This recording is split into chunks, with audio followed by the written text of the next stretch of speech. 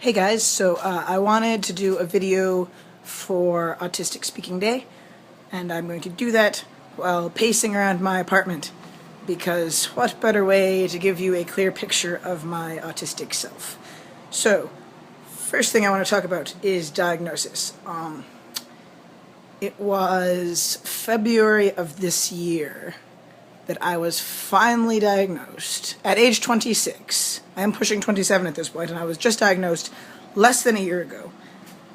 And prior to being officially diagnosed, I was of course self-diagnosed, and that's what I want to talk about, because some people seem to think that people who self-diagnose with autism, with pretty much any kind of mental illness or cognitive disability or whatever, are just attention-seeking, that they don't know what they're talking about, that they don't have the facts, that, diagnosis is to be left with professionals. And, well, I agree to some extent, maybe, it is good to get professional confirmation, if you can. Keywords, if you can, because that shit is expensive, and I find it, what's the word I'm looking for? Well, it pisses me off that people think that we don't know ourselves, that we don't know our own brains, that we haven't done the research, that, that we're just trying to be special snowflakes or whatever, because does anybody actually want a mental illness or a developmental disability or anything? Is that something that anybody ever wakes up in the morning and says, gee, I wish I was autistic, or that I had depression, or etc.? As far as I know, this is not a thing. I've never met anyone like this. If somebody claims to be something or other, I'm going to take their word for it, because I don't know them as well as they know themselves. And, yeah, I know I'm probably not saying anything here that hasn't been said before, but I just wanted to rant about this for a minute. The other main thing I want to talk about here is autistic representation in media. I want more autistic characters. I want this more than most things. Abed from Community is wonderful, and I loved him, but he's just one character. And,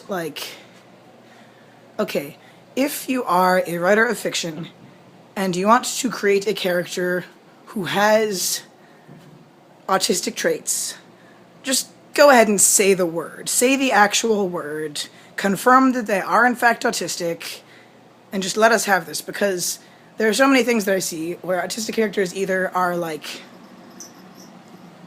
disguised, you'll have somebody like Spock or like Data or like Castiel who has justification in story for being socially awkward or unemotional or whatever, and that's fine, and I love these characters. But it's kind of infuriating that the only thing close to representation we can find in most cases are, what I like to call crypto-autistic. And then you have also got human characters who very clearly, if you know what to look for, they've got all the signs.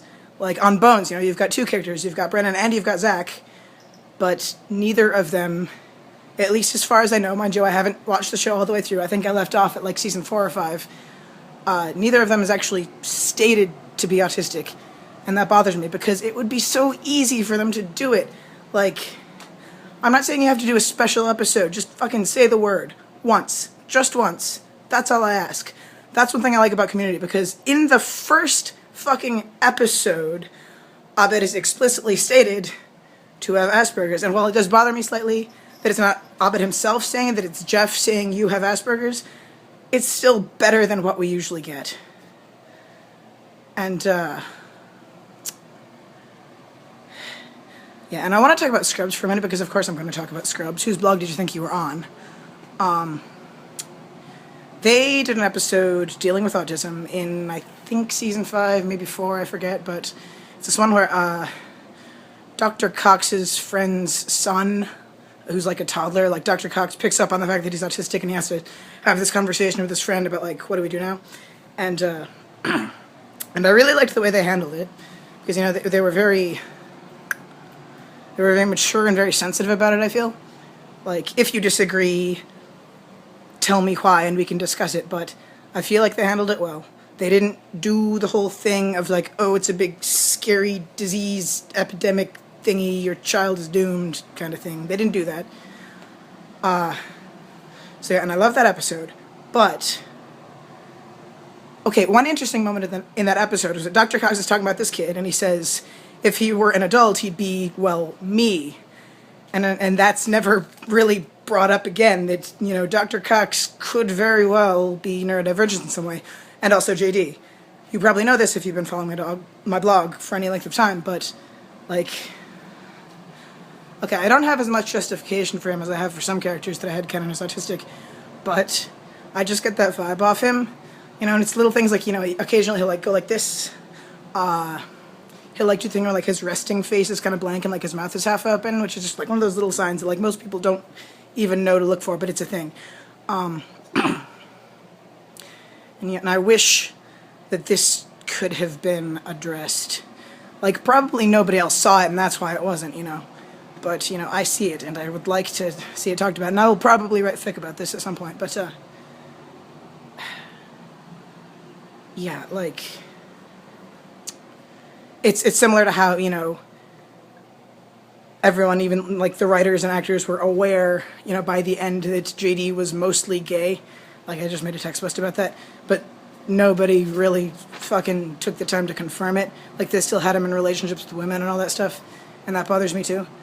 But yeah, I want autistic characters. I really do. Write them, create them, put them out for all to see, and I will read or watch or whatever this thing you made and love it and recommend it to my friends, as long as it's good.